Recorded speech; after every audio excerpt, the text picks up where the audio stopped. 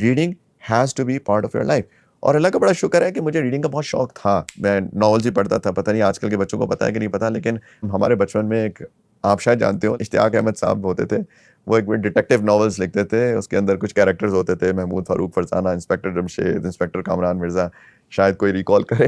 لیکن وہ اتنے انٹرسٹنگ ہوتے تھے کہ ہم ہر مہینے ان کے آئی تھنک 3 ناولز آتے تھے, اور وہ ہم اس کا انتظار رہتا تھا مجھے کہ وہ کب آئیں گے. اور وہ آتے تھے, وہ اچھے خاصے موٹے ناولز ہوتے تھے, کوئی 100-150 پیج کا کم از کم ناول ہوتا تھا.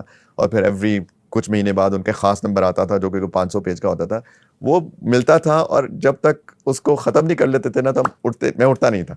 تو ریڈنگ کا شوق تھا مجھے بہت. لیکن وہ اللہ ان کو جزائے خیر دے, ان کو ان کی مغفرت کرے, اب تو ان کا انتقال ہو چکا ہے. لیکن ان کے سارے ناول جو تھے نا, اس کے اندر کوئی مورل لیسن تھا. یعنی ایسی کوئی بے حیائی, کوئی اموڈسٹ چیز نہیں تھی اس کے اندر. تو وہ بڑا ایک lesson based, moral based novels ہوتے تھے.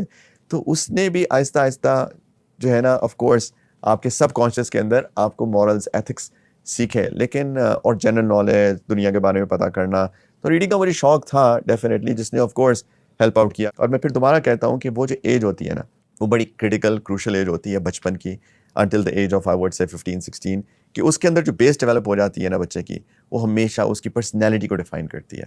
اور ہمارے پیرنٹس جو ہے اپنے بچوں کو اسی ایج میں اگنور کر رہے ہیں. اسی ایج میں وہ ان کو کارٹونز کے حوالے کر رہے ہیں. اسی ایج میں وہ ان کو میڈس کے, ہیلپرز کے حوالے کر دیتے ہیں. خود ٹائم ہی نہیں دیتے. اب اس بچے کی پرسنالٹی کیسے ڈیولپ ہوگی؟